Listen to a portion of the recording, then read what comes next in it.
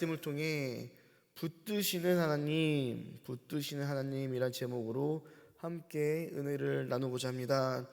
우리가 믿음의 사람이다라고 하면은 흔들림이 없고 늘 승리하고 언제나 이 믿음으로만 살아가는 사람이라고 우리가 생각할 때가 있습니다. 그러나 성경은요, 이 믿음의 사람들의 연약함도 숨기지 않습니다. 오히려 그 연약함 가운데서도 일하시는 하나님을 보여줍니다. 오늘 본문을 통해 우리를 붙잡아 주시는 하나님의 은혜를 우리가 누리시기를 간절히 소망합니다.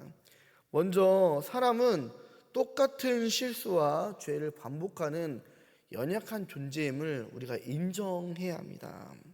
오늘 본문 속 아브라함도 그렇습니다. 아브라함은 하나님께 부르심을 받고 믿음으로 고향을 떠났던 사람입니다. 하나님의 언약을 받은 사람이었습니다. 그러나 우리는 이 아브라함이 또다시 두려움 때문에 실패하는 모습을 바라보게 됩니다. 우리 1절과 2절의 말씀을 합독하겠습니다. 아브라함이 거기서 네겝 땅으로 옮겨 가데스와 술 사이 그랄에 거류하며 그의 아내 사라에 대하여 말하기를 그는 내 누이라 하였으므로 그랄 왕 아비멜렉에 보내어 사라를 데려갔더니. 아멘. 아브라함은 이제 두려워했습니다. 낯선 땅 가운데서 사람들이 그 나이에 비해 너무도 아름다웠던 아내 사라를 이제 취하고자 자신을 죽일까봐 염려를 했습니다. 그래서 그는 이 사라를 자신의 아내라고 말하지 않고 이 누이라고 말하라고 이렇게 했습니다. 그런데 우리가 알다시피 이게 처음의 일이 아닙니다. 창세기 12장에 있었던 애굽에서도 아브라함은 똑같은 실수를 이렇게 합니다. 이처럼 믿음의 사람도 똑같은 실수 가운데에 반복해서 넘어질 수가 있습니다. 은혜 받은 사람들도 같은 문제로 흔들릴 수가 있다라는 것입니다. 우리도 그렇습니다. 우리도 은혜 받고 기도하고 또 결단하여 믿음 가운데서 살려고 노력을 하지만, 그런데 비슷한 상황이 오면은요, 우리는 또다시 그 상황에 대해서 두려워하고 또 나 자신의 힘으로 이렇게 어떻게 하려다가 또 똑같은 실수와 죄를 반복할 때가 있다라는 것입니다. 그러나 중요한 것은 우리의 이러한 연약함과 실패보다 크신 하나님의 붙드시는 은혜가 있다는 사실을 우리는 기억해야 합니다. 오늘 하나님은 이 아브라함의 실수 가운데에 아비멜렉의 꿈 가운데 나타나십니다. 우리 3절의 말씀 합독하겠습니다. 밤에 하나님이 아비멜렉에게 현몽하시고 그에게 이르시되 내가 데려간 이 여인으로 말미암아 내가 죽으리니 그는 남편이 있는 여자임이니라. 아멘. 하나님께서는요, 그 사랑하시는 자녀를 위해서 직접 개입하시는 분이십니다. 이것은 아브라함이 또 우리가 완전해서가 아닙니다. 왜냐하면 하나님의 사랑의 언약은 결코 깨질 수 없기 때문입니다. 하나님께서는 신실하시고 진실하시기 때문에 하나님 스스로가 우리와 행하고자 하는 이 언약을 지키시고자 우리 삶 가운데 계획하시는 분입니다. 그래서요, 하나님께서는요, 이 아브라함의 어떤 실수와 실패에도 불구하고 하나님의 약속을 스스로 성취해가며 이루시며 지켜나가시는 분이심을 우리가 믿으시기를 바랍니다. 그래서 우리들의 구원과 하나님의 이 주어지시는 은혜는 어떤 우리들의 완전한 가운데서 이게 세워지는 것이 아니라 오직 전적으로 하나님의 선하심과 신실함이 세워진 줄을 우리가 믿으시기를 바랍니다. 그래서 모든 것이 다 하나님의 은혜고 나의 공로는 하나도 없는 거예요. 다만 우리가 손 내미는 것 자체, 이러한 행위가 왜 중요하냐? 우리가 어린아이들이 아빠 손을 살포시 붙잡으면요, 기분 좋잖아요. 아빠가 기분 좋아서 그 손을 더 꼭 잡아주잖아요. 그런 거예요. 우리가 하나님을 기쁘시게 하는 행동, 그것이 하나님을 찾고 하나님을 붙들려고 하는 것, 하나님을 의지하는 것, 이것이지, 그러나 그것이 우리들의 공로는 될 수 없다라는 거예요. 다만 그런 것들이 하나님의 마음을 움직이는 어떠한 수단과 계기가 될 수 있다라는 것입니다. 우리는 넘어질 수 있어요. 또 실수할 수 있고요, 실패할 수 있고, 때로는 믿음이 아닌 다른 선택을 할 때도 있습니다.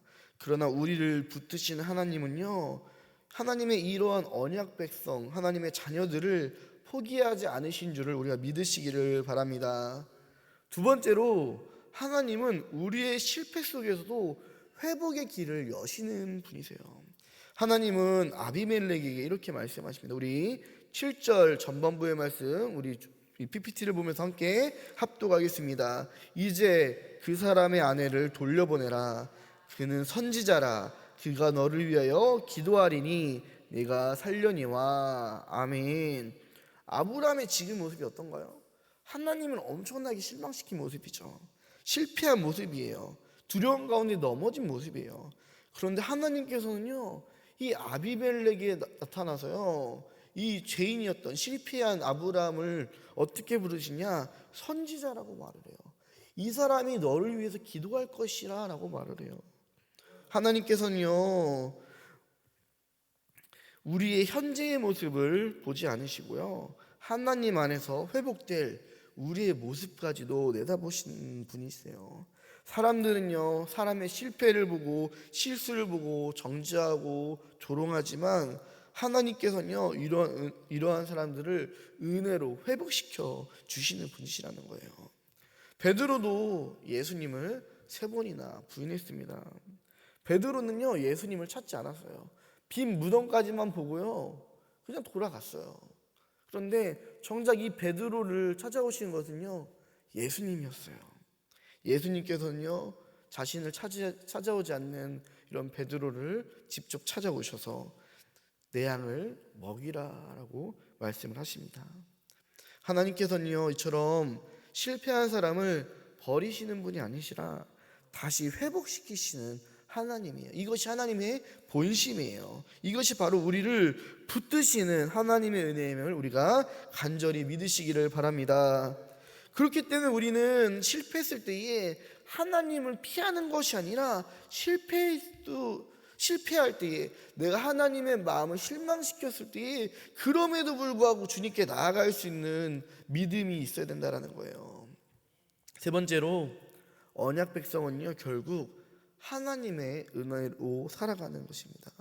오늘 본문 마지막을 보면요, 아브라함이 기도할 때에 하나님께서 이 아비멜렉의 집을 회복시키십니다. 우리 17절의 말씀 합독하겠습니다.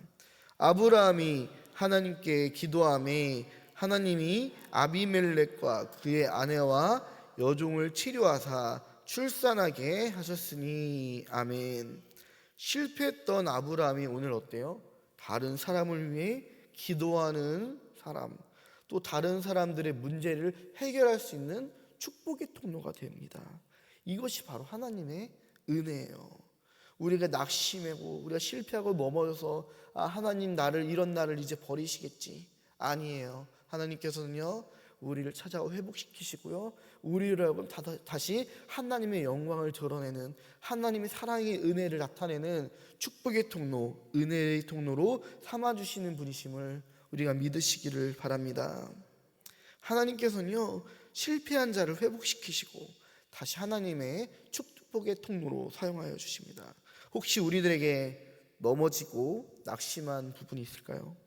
똑같은 죄와 실수에 넘어져 낙심하며 아직까지도 그 죄의 문제를 해결하지 못하면서 늘 주님 앞에 죄스러운 마음으로 또 슬픈 마음으로 신앙생활하고 있지는 않을까요? 그렇게 나 자신을 정죄하며 살아가고 있지는 않을까요?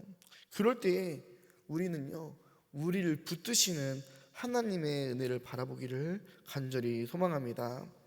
오늘 본문의 모습의 아브라함은요, 연약한 모습이에요. 어떻게 보면은 본받을 만한 것이 전혀 없는, 선한 것이 없는 그런 모습이에요. 비겁한 모습이에요. 나약한 모습이에요.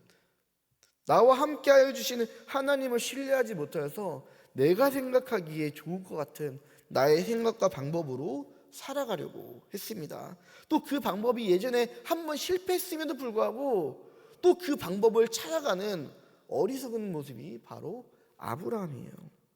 내가 붙잡는 것, 내가 하려고 하는 것은 반대로 말하면요, 내가 연약하고 내가 지치고 힘들 때에 또 내가 어리석을 때 그 붙잡고 있는 것을 놓아버릴 수 있다는 것을 의미해요. 제가 그래서 저번에는 설교 가운데서도 이 내가 붙잡으려고 하는 것은 한계가 있다라고 말을 해요. 우리가 절벽에서 떨어졌다고 생각을 해보세요. 내가 나무를, 어떤 돌덩이를 붙잡고 있어요. 계속 버틸 수 있을까요? 아니요. 언젠간 떨어져요. 누가 나를 붙잡아 주지 않는다면. 그렇기 때문에 우리는 부르짖는 거예요. 하나님, 나를 붙잡아 주시옵소서. 내가 붙잡는 거에 한계가 있습니다. 나는 연약합니다. 주님, 이제 이 손을 놓아질 것만 같습니다. 힘이 빠집니다. 주님, 나를 붙들어 주시옵소서. 하나님께 붙들린 삶은 그래서 다른 거예요. 하나님께서 원하시는 뜻대로 우리를 붙잡고 이끌어 인도해 주십니다. 우리의 연약함보다 하나님의 은혜가 더 크고, 우리의 실패보다 하나님께서 우리를 위해 세우신 언약이 더 견고한 줄을 믿으시기를 바랍니다. 그러므로 오늘도 우리는 나의 어떠한 생각이나 의가 아니라 나에게 허락하여 주신 하나님의 그 은혜를 의지하면서 나가야 되는 거예요. 실패 속에서도 우리를 붙들어 주시고 우리를 다시 회복시키시며, 우리가 나의 힘으로 어떠한 하나님의 길을 벗어날지라도 다시 우리를 붙잡고 하나님의 길 가운데에 하나님의 품 안으로 이끌어 주시는 이 하나님의 은혜를 바라보시기를 원합니다. 그리고 이 은혜를 사모하며 정말 나를 붙들어 주시는, 나를 이끌어 주시는 은혜를 내 삶에 주시옵소서. 하나님, 조금만 더 내 삶에 개입하여 주시옵소서. 나랑 아무런 상관없는 분이 아니라 정말 나와 영원한 관계를 맺는, 정말 나를 이끌어 주시는 그런 언약의 관계로서 나를 붙잡아 주시옵소서라고 우리가 기도했으면 좋겠습니다. 오늘 하루도 우리의 연약함 가운데서 역사하여 주시는 하나님을 의지하며 우리가 넘어져도 다시 하나님께 나아가고 하나님의 은혜에서 살아가는 저와 여러분 되시기를 간절히 소망합니다. 기도하겠습니다. 하나님 아버지, 오늘 말씀을 통해 우리를 붙들어 주시는 하나님의 은혜를 알게 하심에 감사합니다. 주님, 우리도 아브라함처럼 늘 똑같은 실수와 죄를 반복하는 연약한 존재임을 깨닫게 하여 주시고 날마다 겸손으로 하나님의 은혜를 구하며 살게 하여 주시옵소서. 주님, 우리도 아브라함처럼 하나님께 붙잡힌 삶을 살게 하여 주옵소서. 우리를 붙잡아 주시옵시고 하나님께서 책임져 주시는 삶, 하나님께서 개입하시며 우리를 회복시켜 주시고 붙잡아 이끌어 주시는 은혜를 누리게 하여 주시옵소서. 주님, 우리도 아브라함처럼 다른 이들을 위해 기도할 수 있는 하나님의 은혜의 축복의 통로가 되게 하여 주시옵소서. 그렇게 살 수 있도록 날마다 우리를 주관하여 주시옵소서. 예수님의 이름으로 기도합니다. 아멘.